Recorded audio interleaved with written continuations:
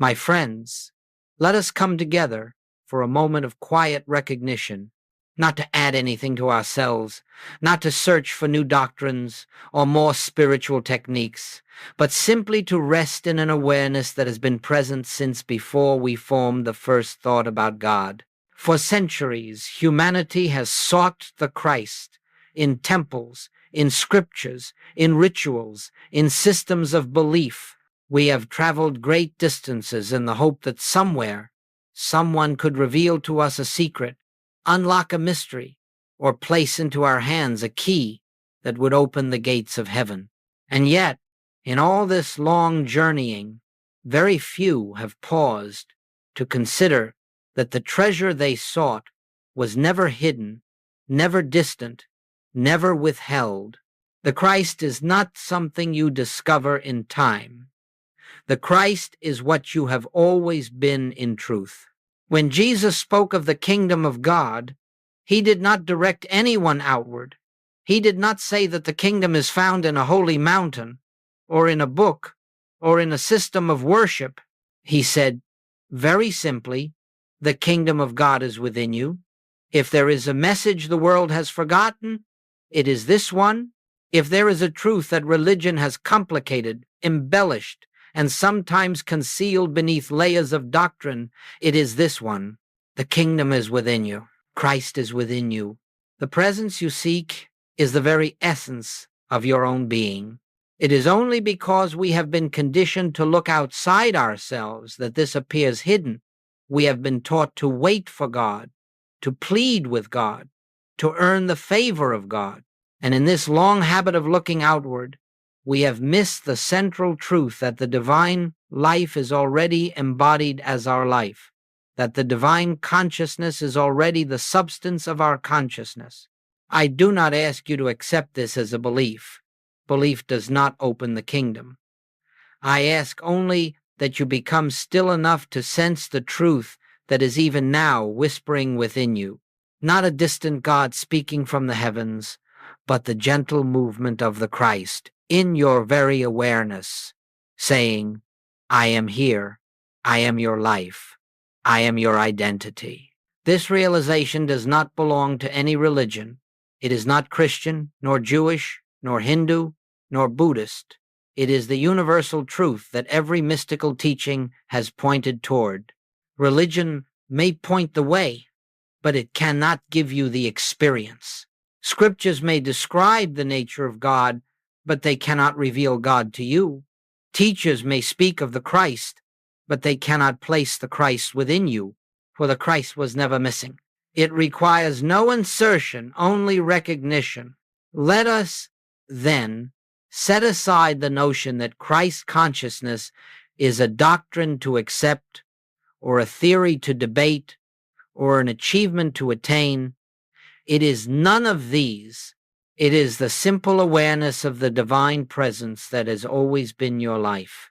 When you release the search in the outer world, when you stop trying to improve the human self by human means, when you surrender the belief that God is somewhere else waiting to be reached, in that moment of quiet surrender, something begins to stir, a peace you did not create, a stillness you did not initiate, a presence you did not summon. This is the Christ revealing itself. This is the inner kingdom becoming known. We stand together today not to gather more spiritual ideas, but to lay them aside, not to strengthen the personal sense of self, but to watch it gently dissolve in the realization of a deeper identity, not to form yet another spiritual path, but to step into the truth that has been present long before paths were named. Christ consciousness does not begin with belief. It begins with silence, with recognition, with the smallest willingness to look within. As we continue, let us hold this truth quietly. There is nothing to become. There is only something to remember. My friends, let us move a degree deeper into this inner journey. For if the kingdom of God is within you, and if Christ is the light of your own consciousness, then we must gently examine how it happened that humanity came to seek outwardly for what Jesus himself pointed inward. This is not a criticism of religion. It is simply an observation, an understanding. Religion, at its best, holds noble intention. It offers structure, community, devotion, and a reverent posture toward the sacred. But over time, institutions can forget the spirit in their devotion to form, and the forms that were meant to reveal God can begin to replace God in the minds of those who follow them. In the days when Jesus walked the earth, the religious world of his time was filled with rules, traditions, and rituals intended to bring people closer to God. Yet Jesus did not emphasize these. He did not instruct his disciples to perfect rituals or memorize doctrines. His message was startling in its simplicity. Follow me. What did he mean by that? He did not mean imitate my human footsteps. He meant follow the consciousness that I embody. Follow the inner light. Follow the presence that expresses through me, and it will express through you. He spoke not of religion, but of realization. Yet after his departure, something began to shift. Instead of recognizing that the Christ he revealed was the universal presence within all, many began to worship the person and forget the principle. They began to revere the messenger and lose sight of the message. And once again, God became distant, separate, something to be reached, something to be obtained. This, my friends, is the great misunderstanding. When Jesus spoke of the Father, he was not speaking of a deity far removed from the world, sitting upon a throne of judgment. He spoke of an indwelling presence, an infinite intelligence that lived as his very being. The Father within me, he doeth the works. How could religion hear this and yet continue to teach a God outside the individual? And yet, through centuries of repetition, the outer God became the dominant image. Jesus spoke of spirit, but religion offered us form. Jesus spoke of inner realization, but religion offered us belief. Jesus spoke of oneness, but religion often taught separation. And because humanity did not understand the simplicity of his teaching, we began to strive. We began to feel unworthy. We began to imagine that God must be persuaded, pleased, convinced. We began to pray upward instead of inward. We began to look to religious authorities to tell us what God requires, instead of listening to the still small voice already speaking within our own hearts. This is not to condemn religion, but to clarify the path back to truth. For Jesus never required membership. He never insisted on dogma. He never instructed anyone to place intermediaries between themselves and God. He taught the absolute opposite. Call no man on earth your father, for one is your Father. Neither shall they say, Lo here or lo there, for the kingdom of God is within you. What could be more direct? What could be more freeing? Goldsmith reminded us again and again, whenever an outer authority claims the power to grant you access to God, you may be sure the truth has been obscured. No church, no teacher, no scripture, not even Jesus himself can bring God to you. They can only reveal what is already present. They can point, but they cannot give, because the divine cannot be given. It can only be recognized. The misunderstanding was never malicious. It was only human. We looked outward because we forgot how to look inward. We sought security in forms because we did not trust the invisible. We clung to doctrines because we feared the silence in which God is actually heard. But the moment you understand that Christ is not a religious figure but the divine essence of your own being, the misunderstanding dissolves. You no longer need to argue with religion nor abandon it. You simply transcend the limitation. You step into the universality of truth. You realize that the teaching Jesus brought forth was not meant to build an institution, it was meant to awaken a consciousness. And that awakening happens in you, here, now, without ceremony, without effort, without permission. Let us hold this quietly.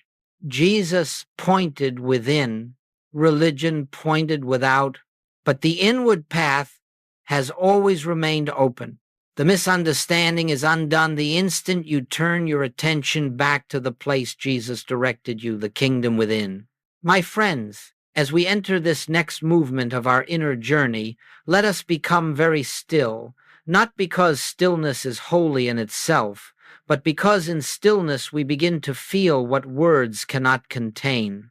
For Christ consciousness is not a concept to be accepted with the mind. It is an awareness that reveals itself when the mind grows quiet enough to receive what has always been present. Let us approach this truth gently. When we speak of the Christ, we are not speaking of a man. We are not speaking of Jesus in his historical identity, although he embodied the Christ more perfectly than any other whose life has been recorded. But if we limit the Christ to Jesus, we miss the very purpose of his life. Jesus came not to demonstrate what he was, but what you are. He came not to claim divinity for one person, but to reveal divinity as the essence of every person. Christ is the divine nature of you. Christ is the spiritual identity behind the name, behind the personality, behind the mask you have worn in the world.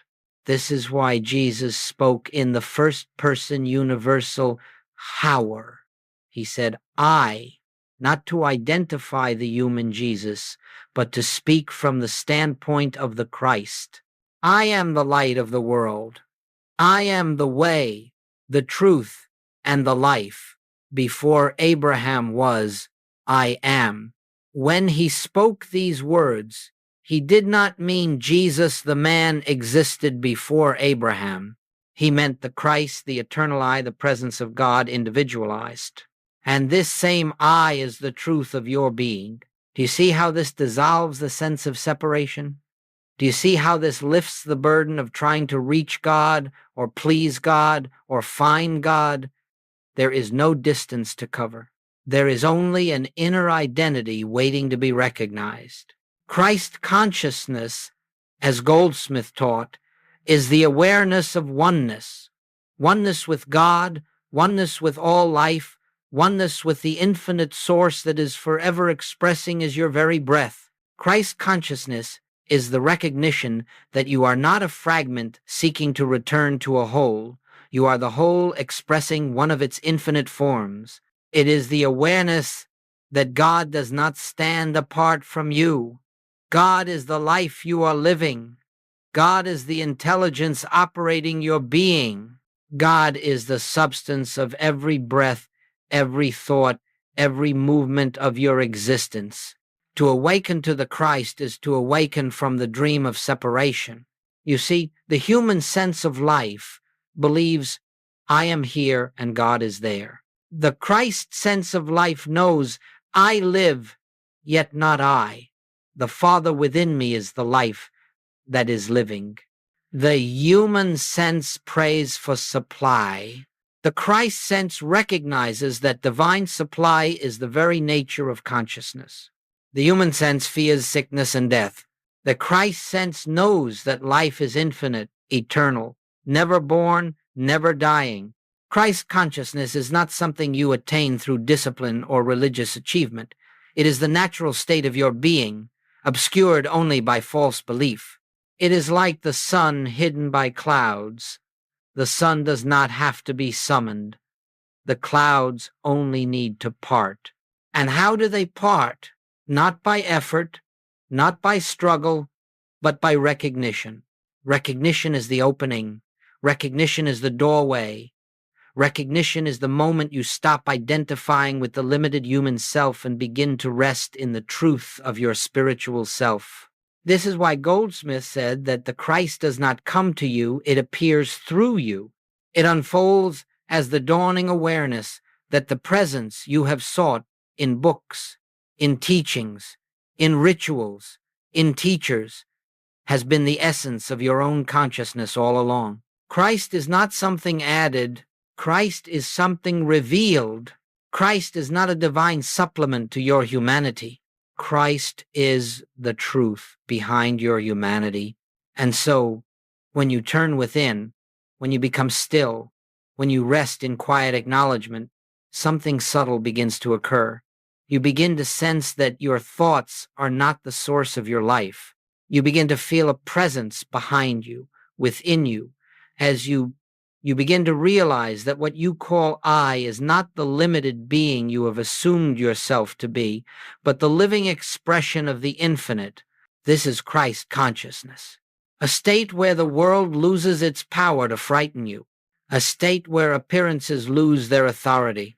A state where supply, harmony, healing, and peace are not sought but recognized as already established in the divine selfhood. This recognition does not come with thunder or emotion. It comes quietly, like the unfolding of dawn. The light does not rush in. It reveals itself gently. But when it does, not believe but know that God is the very life of your life. This knowing is Christ consciousness. This is the truth Jesus lived. This is the truth. Goldsmith dedicated his life to revealing, and this, my friends, is the truth of you. My friends, let us now gently approach one of the most sacred transitions in the spiritual life, the shift from identifying ourselves as human beings striving toward God to recognizing ourselves as spiritual beings expressing God. This shift is not an achievement, nor is it an attainment. It is not reached through struggle, nor is it acquired through greater belief. It is simply the moment when you begin to see through the illusion of the human self and awaken to the deeper truth of your being. For ages, we have been conditioned to believe that we are creatures of flesh and blood, born into a world of limitation, subject to fear, lack, sickness, and death. We have been taught that the body is our identity, that the mind is our guide, and that the material world is our source. And because we accepted this sense of self, we lived according to its limitations. But, my friends, you cannot lift yourself out of limitation while clinging to the identity that creates it.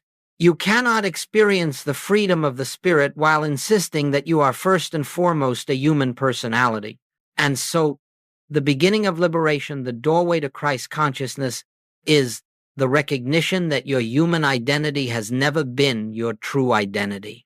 The human self is not the truth of you. It is the shadow of a greater self, the appearance of a deeper reality. Goldsmith would say, you are not human trying to become spiritual. You are spirit appearing as human. There is a profound difference in this understanding. When you believe you are human, striving upward toward God, you will always feel unworthy, incomplete, and separate. You will pray to God as if God is elsewhere. You will try to fix your challenges as though life is happening to you rather than through you. But the moment you glimpse that your true identity is spiritual, that the life you call I is God expressing as individual being, everything changes. You no longer pray for God to come to you. You recognize that God has been your very essence since the beginning. You no longer fight appearances. You see them as passing shadows, powerless to touch the reality of your being. You no longer measure yourself by success, failure, age, or circumstance. Your worth is derived from the divine nature itself. This is the shift. It is not dramatic. It is not accompanied by emotional fireworks. It is subtle, gentle, like waking from a dream. You look at the world, and suddenly you sense that it is not operating by material laws alone. You look at your body, and you begin to realize it is not the source of your life, but the instrument through which life is expressing. You look at your thoughts and feelings, and you understand they are not the self, but movements passing through the self.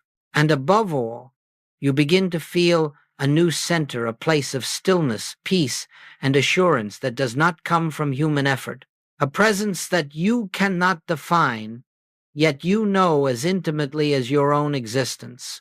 This presence is the Christ of you. This center is the true identity. This quiet awareness is your spiritual self. But you may ask, how do we make this shift? How do we move from the human sense of life to the spiritual sense? The answer is not complicated. In fact, it is your striving that obscures the way. You shift into spiritual identity the moment you stop trying to be spiritual, the moment you rest, the moment you acknowledge, the moment you recognize that what you have been seeking is already the core of your being. It is not your task to perfect the human self. The human self cannot be perfected. The human self is the dream, and no dream can be made real.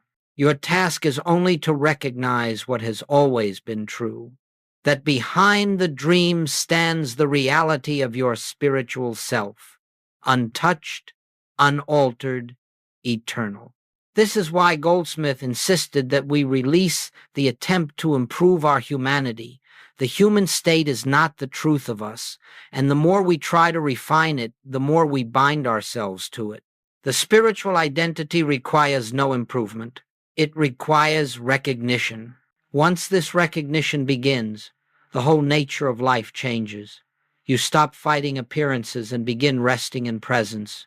You stop striving to get and begin realizing the fullness that already is. You stop fearing the world and begin seeing through its illusions. The shift from human identity to spiritual identity is not a destination, it is a remembrance. And each moment of remembrance deepens the realization that I and the Father are one. Is not a poetic phrase, it is the truth of your being. Rest in this. Let it unfold. Let it reveal itself gently. For your spiritual identity has never been missing. It has only awaited your recognition. My friends, now that we have opened the inner door to the truth of our spiritual identity, let us quietly approach the heart of the infinite way, the actual practice by which this truth becomes living experience. Not a technique, not a ritual, not a method to manipulate God or the universe, but the simple act of recognition. Recognition is the key. For you will never bring God into your life through effort. You will never reach God through striving. You will never summon the Christ presence through repetition of sacred words.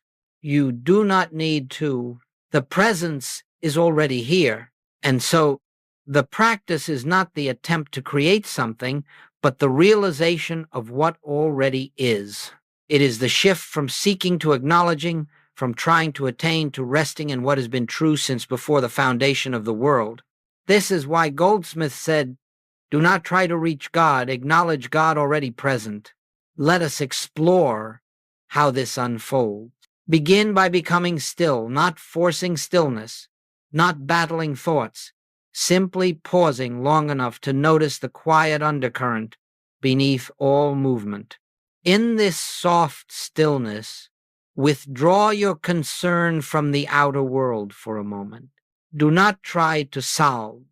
Do not try to fix. Do not try to change. The world of appearances will continue its movements, but you do not need to follow it right now. Turn inward, not to find something, but to become aware of the presence that has been here all along, a presence that does not shout, does not push, does not demand, a presence that reveals itself only when you stop trying to force spiritual experience and instead allow yourself to be carried by the invisible life that is living you. In this silence, just a moment of it, let the simple truth arise within your consciousness. I and the Father are one. Do not try to believe it. Do not try to repeat it with conviction. Do not try to make it true. It is true without your effort. Your role is only to recognize in the smallest, gentlest way that there is a presence within you that is not dependent on the body, not shaped by thoughts, not altered by circumstances. This presence is your life. This presence is the Christ of you. And the moment you acknowledge it, even lightly, even without feeling something in consciousness, opens. This is the practice. Sit quietly. Acknowledge the presence. Rest in the awareness that God is here, where you are, as the life you are living. Do not attempt to make the mind empty. The mind does what the mind does. It produces thoughts, images, concerns. Let it. You are not the mind. You are the awareness behind the mind, the silent witness in which thoughts come and go like clouds drifting across a sky that is never disturbed. Each time you become aware of this silent witness, this spaciousness, this stillness, you are recognizing the Christ. You are recognizing your spiritual identity. You are recognizing the kingdom within. Practice this not as a discipline, not as a duty, but as a returning to what you have always been, a returning to the presence that has never left you. And remember, the practice is gentle, it is simple, it is quiet. One moment of recognition is enough to open the way. One breath of awareness is enough to feel the shift. One pause before reacting is enough to let the Christ reveal itself. This recognition must not be confined to meditation. Goldsmith never intended for the spiritual life to be limited to the cushion or the quiet room. The true practice is to recognize the presence in the midst of daily activity, while walking, while speaking, while facing difficulty, while experiencing joy. Each pause throughout the day becomes a doorway. You simply turn inward for a second and acknowledge God is. The presence is here. I am not alone. I and the Father are one. There is no ceremony in this. No strain, no attempt to produce results. Recognition is enough. For you are not calling upon a distant God, you are becoming aware of the God that is your life. You are not reaching up, you are sinking inward. You are not asking, you are knowing. In this knowing, grace flows. In this knowing, peace emerges. In this knowing, the outer world begins to rearrange without your manipulation, because consciousness has taken its rightful place as the source of all unfoldment. Recognition is the gateway through which the infinite expresses into the finite. Recognition is the light that dispels the illusion of separation. Recognition is the foundation of Christ consciousness. It is the stillness in which the Christ whispers, I am here. I have always been here. Let this be your practice. Not perfection recognition, not force awareness, not seeking, remembering. For the presence you seek is the presence you are. My friends, as we continue in this inner journey, we arrive at a place where many sincere seekers have stumbled, not because the path is difficult, but because certain deeply ingrained beliefs veil the truth from our recognition. These barriers are not sins. They are misunderstandings. They are not failures. They are shadows of inherited thought. They have no substance in spirit, but they can appear very real to the human sense of self. Let us gently bring these barriers into the light, not to wrestle with them, but to see through them. For once they are seen, they dissolve. And once they dissolve, the Christ within us shines forth unobstructed. The first barrier is guilt. Guilt is the belief that we have offended God, that we stand separate, that our mistakes, our past, our human frailties somehow create distance from the divine presence. But my friends, guilt exists only in the mind of man. There is no guilt in God. There is no condemnation in spirit. There is no judgment in the Christ. God does not withhold itself because of your past. God does not withdraw its presence because of error. God does not diminish its love because of human imperfection. It is only the human mind that imagines such things. The spiritual truth is this: your mistakes do not define you. Your spirit does. And the spirit of you is untouched, unaltered, unbroken, unchanged. The Christ within you has never sinned, never fallen, never wandered. It remains whole, pure, radiant, and it is this Christ that is your identity. Guilt dissolves in the presence of this realization, not through effort, not through penance, not through trying to be better, but through the simple acknowledgement that Spirit has never accused you, and therefore you are free. The second barrier is unworthiness. This is the belief that spiritual awakening is reserved for the advanced, the holy, the disciplined, the chosen. So many have said, "This truth may be for others, but not for me. I am not ready.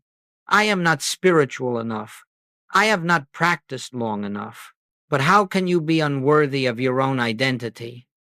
How can you be unready for the presence that already constitutes your being? How can you be less spiritual than the spirit that is expressing as you? Unworthiness is the greatest illusion, because it assumes that spiritual truth is something external that must be earned. But the Christ is not a prize. It is not an attainment. It is not granted by achievement. It is the nature of your very existence. It takes no worthiness to be what you already are. It takes only recognition. The Christ in you is not waiting for you to qualify. It is waiting for you to stop disqualifying yourself. And the third barrier, perhaps the most subtle, the most deeply ingrained, is religious conditioning. For many centuries, humanity has been taught that God dwells elsewhere, that the divine is separate from the individual, that holiness is accessed through intermediaries, institutions, or rituals. Many have been trained to fear questioning, to fear inner knowing, to fear anything labeled mystical, even when Jesus himself was the great mystic of his age. This conditioning creates hesitation in the soul. It whispers, "Be careful." It warns, "This is too bold." It suggests, "You must go through proper channels." Yet the moment you turn within, you discover a presence that needs no permission, a presence that speaks in silence, not in dogma, a presence that reveals rather than instructs, a presence that is the very fulfillment of everything religion was meant to point toward. Let us understand this clearly. Religion can be a beautiful stepping stone, but it cannot replace revelation. Scripture can guide you, but it cannot take the place of experience. Teachers can point you inward, but they cannot see for you. The Christ is not reached through belief systems. The Christ is revealed through the silence of your own soul. And so these three barriers, guilt, unworthiness, conditioning, begin to fall away when you realize that none of them have any foundation in spirit. They do not exist in the kingdom within you. They exist only in the human mind, the personal sense of self, the accumulated memory of collective belief. You do not remove these barriers. You awaken from them, and recognition is the awakening as you rest in the awareness of the presence, as you quietly acknowledge I and the Father are one. These shadows lose their reality. They lose their authority. They lose their influence. And you begin to stand not as a human being trying to become spiritual, but as a spiritual being remembering the truth of your own eternal identity. The Christ in you has never been guilty. The Christ in you has never felt unworthy. The Christ in you has never been shaped by human teaching. The Christ in you merely waits for your recognition. Let this recognition dissolve whatever has obscured your vision. Let it clear away the mist. let it reveal the inner light that has always been shining. For once these barriers fall, even slightly, the path into the kingdom becomes clear, effortless, inevitable. My friends, now that we have recognized the barriers that obscure the inner light, let us gently turn to the living of this truth, not in seclusion, not in monasteries, not in moments set apart from life, but in the midst of our daily activity. For the spiritual life is not lived apart from the world, it is lived through the world. Christ consciousness does not draw us away from life, it illumines life. The presence we discover in meditation is not meant to be left in the silence. It is meant to be carried into every encounter, every circumstance, every breath of ordinary existence. Joel Goldsmith always insisted that truth must be practiced, not as effort, but as remembrance, not as discipline, but as awareness, not as something we add, but as something we allow.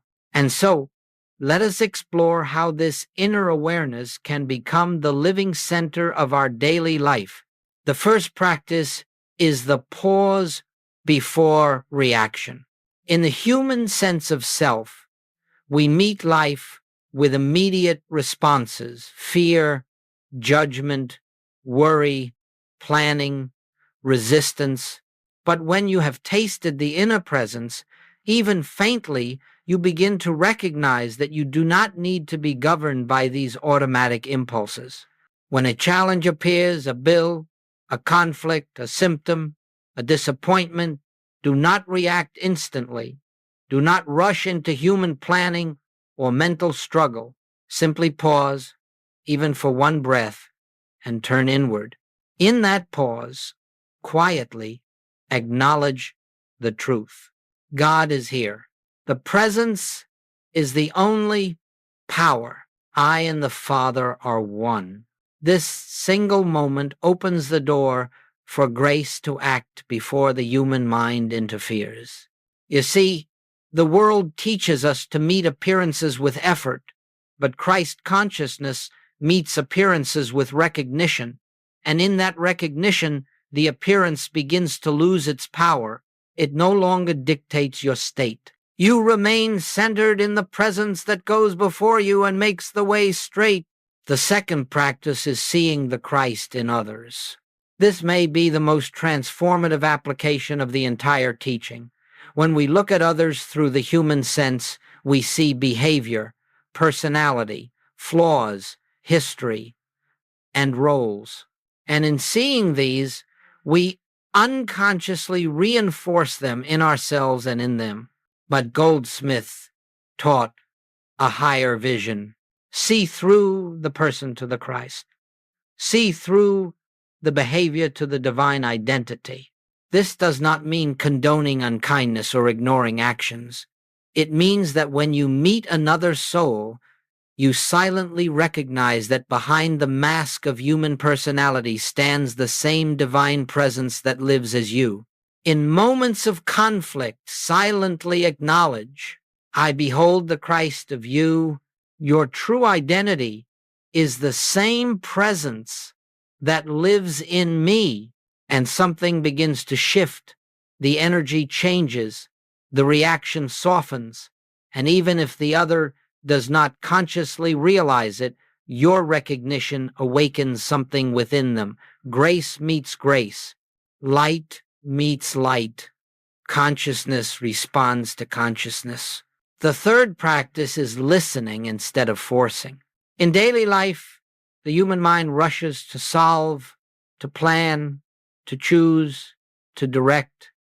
But Christ consciousness listens. It waits. It allows guidance to rise from within rather than from fear or habit. When you face decisions, whether small or significant, become still and listen. You are not listening to an external voice. You are listening to the deep intelligence of the presence that knows your path better than your intellect ever could. In this listening, you discover that life becomes simpler, choices become clear. You take the next step not out of anxiety, but out of inner assurance. And you begin to realize that you are not living your life alone. Life is living itself through you. The fourth practice is resting in the truth of supply. In human sense, supply is something to chase, to earn, to secure. But in Christ consciousness, supply is not external. It is a function of spiritual identity. It flows from the recognition that consciousness is the source of all good. When lack appears, do not fight it, do not fear it. Pause, turn inward, and acknowledge the infinite supply of spirit is the substance of my being. You are not asking for supply. You are recognizing the source that has always sustained you. And as this recognition deepens, outer forms of supply adjust themselves without strain. The fifth practice is returning to presence throughout the day. This is not constant meditation. It is a subtle remembering, a gentle returning, a quiet acknowledgement that the divine presence is with you, as you, in every moment. Set no rigid schedule. Let the remembrance be spontaneous. Let it arise naturally. Each time a moment of stillness is felt, each time a breath brings you inward, simply acknowledge, the Christ is here, all is well. God is the life I am living. These brief recognitions, 5 seconds, 10 seconds, gradually become a continuous awareness, and this awareness becomes the atmosphere around you, the foundation beneath you, the peace within you. In this way, Christ consciousness becomes not a state visited occasionally, but a way of being, not an experience sought, but a presence recognized, not a spiritual practice, but the very substance of your life. This is the practical application of truth. This is the infinite way, lived moment by moment. This is how the kingdom within becomes the kingdom expressed. My friends, when you begin to live from the kingdom within, not occasionally, not as an idea, but as the silent foundation beneath every breath, something subtle yet profound begins to occur. The world you once feared loses its authority. The circumstances that once dictated your emotions no longer hold power. Life begins to unfold not from the outside in, but from the inside out. This change is not the result of effort. It is the fruit of recognition. It is the evidence of a shift in identity. It is the natural consequence of living from the presence rather than from the personal self. Let us explore the nature of this fruit. The first fruit is peace that does not depend on circumstances. In the human sense of self, peace comes and goes. It appears when things are favorable and vanishes the moment appearances turn dark. But when you begin to live from the kingdom within, you discover a peace that is not created by the world and therefore cannot be destroyed by the world. This peace is not emotional calm. It is spiritual assurance. It is the quiet certainty that all is well, even when the senses report otherwise. It is the recognition that behind every appearance stands a divine order, an invisible harmony, a presence that never leaves you. This peace becomes your atmosphere. It becomes your identity. It becomes the place from which you live. The second fruit is freedom from fear. Fear is born of separation. Fear arises when you believe you are alone, vulnerable, unprotected. But once you recognize that the presence lives as your very being, fear begins to dissolve, not because you try to overcome it, but because you see through it. There is nothing to fear in a universe governed by one power. There is nothing to fear when you live from the source of all life. There is nothing to fear when the kingdom is within you. You move through the world with a new confidence, not human confidence, not willpower, but the quiet knowing that you are sustained by something greater than your personality, your plans, or your strength. The third fruit is a new relationship with supply. When you live from Christ consciousness, you no longer seek supply outside yourself. You understand that consciousness is the source of all form. Money, opportunities, people, solutions, these become channels, not causes. They are expressions, not origins.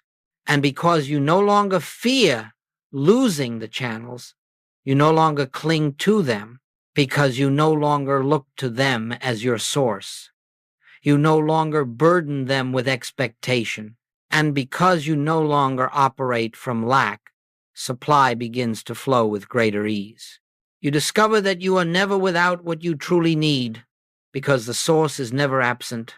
You discover that the forms of supply may change, but the substance of supply is eternal. You discover that abundance is not something you achieve, it is something you recognize.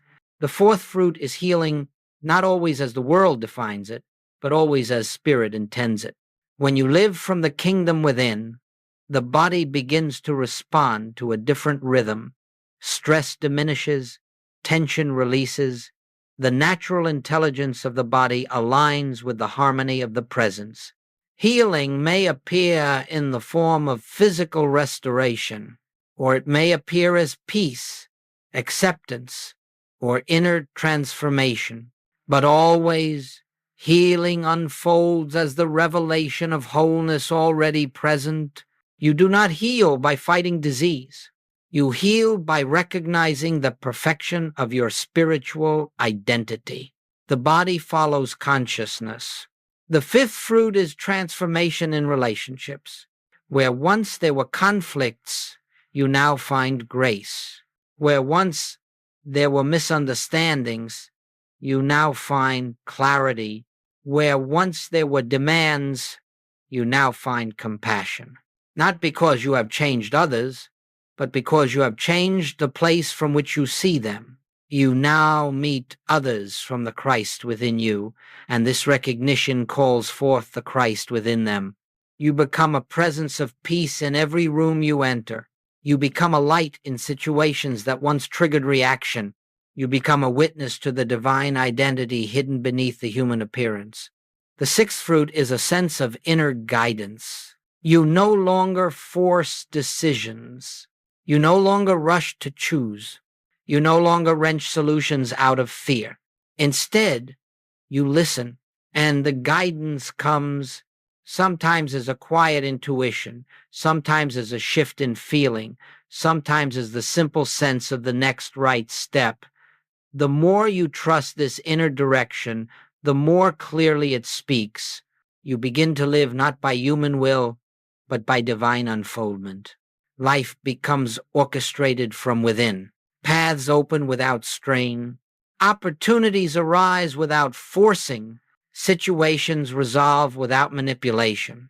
This is the fruit of recognition. And finally, the seventh fruit, the greatest of them all, is a new sense of self. You no longer see yourself as a limited, struggling, fearful human identity trying to reach God. You recognize yourself as the very expression of the divine presence. Quietly, silently, humbly. I live, yet not I. The Christ lives me.